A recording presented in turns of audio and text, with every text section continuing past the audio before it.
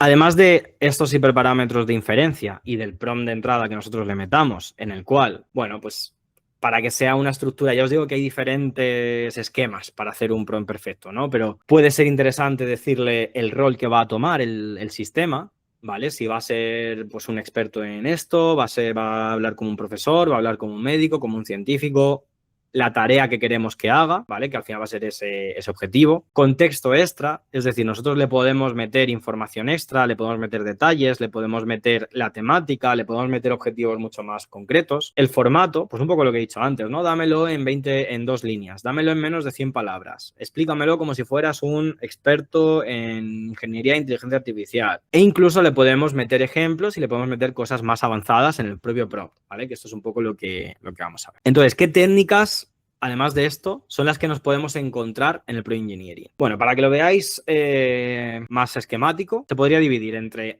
técnicas básicas, técnicas intermedias y técnicas avanzadas. De hecho, en las técnicas avanzadas, aquí entraría el RAG, por ejemplo, que para mí incluso casi que lo sacaría fuera del prompt, ¿vale? Pero bueno, si lo queréis ver como una técnica avanzada de Prompt Engineering, pues lo podéis, como pone en este esquema, lo podéis ver. Las técnicas básicas, más allá de pedirle lo que queramos, funciona muy bien. Por ejemplo, bueno, estaría la básica en el que nosotros le pedimos algo, ¿vale? Yo qué sé, pues escríbeme un texto para un email, ¿vale? O escribe un email para responder a un cliente del trabajo, escribe un email para crear una oferta para este cliente, ¿vale? Cosas que a lo mejor vosotros podéis aplicar. O escribe un mensaje para lo que sea. Esto sería un prompting zero shot, es decir, al cual el conocimiento que tiene ese modelo, nosotros se lo vamos a pedir, ¿vale? Eso sería lo más sencillo. Si nosotros queremos mejorar eso y que nos dé cosas más concretas, nosotros podemos utilizar el prompting few shot, ¿vale? Que es meterle ejemplos en el propio prompt. Y decirle, por ejemplo, pues a lo mejor podemos coger un email de otro sitio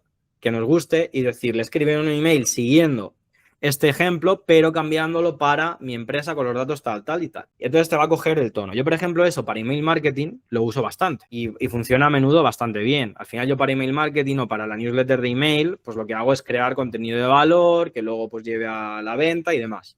Entonces, muchas veces lo que hago es creo una temática, cojo a lo mejor un email de otro sector, de otro copywriter, de otro email marketing y le digo, cogiendo esta estructura y este tono, créame pues un email donde hables de esto, de esto, de esto, de esto. Ya me da una buena base para a partir de ahí yo tirar, modificarlo y crear un email que a mí me guste, con el tema que me guste, pero siguiendo una estructura de a lo mejor algo que quizás yo no soy tan experto, ¿vale? Que sería, pues por ejemplo, el copywriting, las ventas y demás. Entonces, para eso es bastante interesante el tema de meterle ejemplos. Y luego estaría, esto es resumido, luego aquí tenéis una tabla que os he dejado donde está un poco más explicado, ¿vale? Por ejemplo, dar solo la instrucción sin ejemplos, por ejemplo, explica qué es un modelo de lenguaje. FewShot, incluir ejemplos de entrada-salida para guiar el estilo formato. Traduce, lo que hace es traducir al inglés, por ejemplo, hola, hello o gracias, thank you. Le das 2 ejemplos, pues entonces, y luego le dices, traduce esto. Siguiente, cadena de razonamiento, chain of thought. Esto es pedirle que esto al final es lo que, por ejemplo, cuando usamos DeepSeek o incluso cuando usamos... Vale, aquí, claro. Si, por ejemplo, le damos aquí Thinking, estaría como implementando ese razonamiento, ¿vale? O cuando nosotros usamos DeepSeek es un modelo de razonamiento, o cuando usábamos el modelo O3 de ChatGPT, si lo habéis utilizado vosotros, pues son modelos que funcionan así, ¿vale? Que son modelos de razonamiento. Con nosotros le metemos el DeepSeek. Explícame el modelo de Transformers. Pues nosotros lo podemos decir, yo qué sé, pues explícamelo en 3 etapas o razona sobre tu respuesta, o le podemos poner el DeepThink y ya pues lo que hace es como ese razonamiento, y entonces en lugar de nosotros darle un prompt donde le digamos paso a paso, ¿vale? Ya automáticamente lo tiene incluido. Entonces dice, vamos a explicar el modelo de Transformer paso a paso destacando sus componentes clave. Y entonces empieza aquí, bueno, pues a pensarlo, a razonarlo y demás. En este caso le estamos dando un prompt que es una query que te lo puede explicar, pero hay otros casos donde sí que razona más y empieza, pues el usuario me está pidiendo esto, pero también me está diciendo esto, entonces esto no valdría, pero es esto, ¿vale? Por ejemplo, ejemplos donde se ve bastante esto es poniéndole juegos de lógica, ¿vale? Si tú le pones juegos de lógica, ahí sí que se ve más con limitaciones, se ve más cómo razona.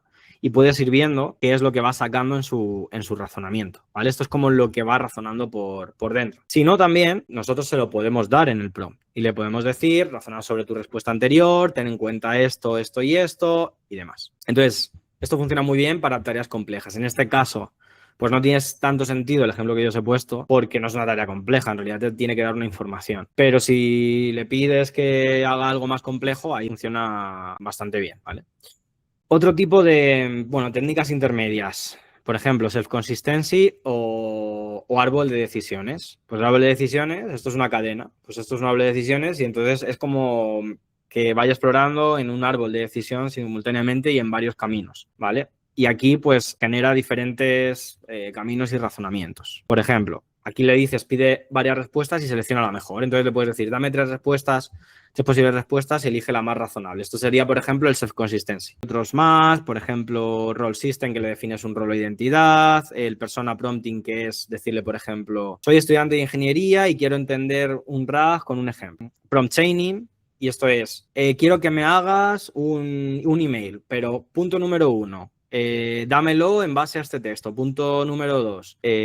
Saca la estructura. Punto número 3. Yo qué sé, pon puntos, o pon en negrita los títulos, ¿vale? Bueno, pues puede ser un prompt chain. Cosas que suelen funcionar, bueno, pues es el prompt iterativo, es decir, que tú le pidas en base a, cuando tú le metes un prompt a la IA, que tú le digas después, si le metas otro prompt y le digas, no me gusta así, házmelo ahora así, así, así. Eso al final se llama prompt iterativo y eso es a menudo lo que también saca bastante buenos resultados. Es decir, que no te quedes con meterle solamente un prompt que te va a sacar un buen resultado, que no te quedes solo ahí, sino que además le vayas pidiendo prompts. O sea, es decir, que modifique la respuesta con prompts, ¿vale? Y ahora incluye esto, y ahora dame esto. Esto no me gusta así, cámbialo de este tono y demás. Así vas consiguiendo también una respuesta decente.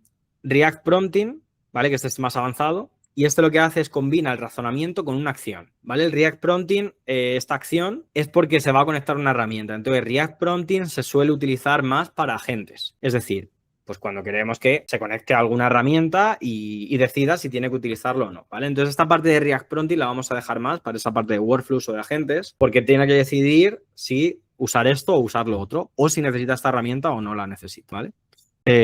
Bueno, el Reflection Prompting es parecido al que yo os he dicho, pero básicamente es revísalo, mejora la calidad o la claridad sin cambiar el contenido, etcétera, ¿vale? Diferentes. Aquí lo que yo os diría es, pues en base a tareas más complejas, no pedirle pues una definición, que cojáis pues esta tabla y que vayáis toqueteando con diferentes prompts para ir mejorando bueno, para ir viendo cómo te va sacando lo uno o lo otro hasta ir encontrando pues la solución y que vayáis probando vosotros con diferentes prompts, ¿vale? Es un poco lo que os diría de esta parte para que vayáis haciendo esta semana, a no ser que ya, porque es verdad que esto puede ser que ya lo tengáis bastante integrado, pues entonces ahí no tenéis que hacer nada, pero que os centréis en coger esa estructura para mejorar los prompts, ver si hay diferencias respecto a lo mejor a como lo hacíais antes y evaluar pues una forma u otra para ver si realmente mejoran las respuestas, no mejoran y demás, ¿vale? Es lo que os diría de esta parte.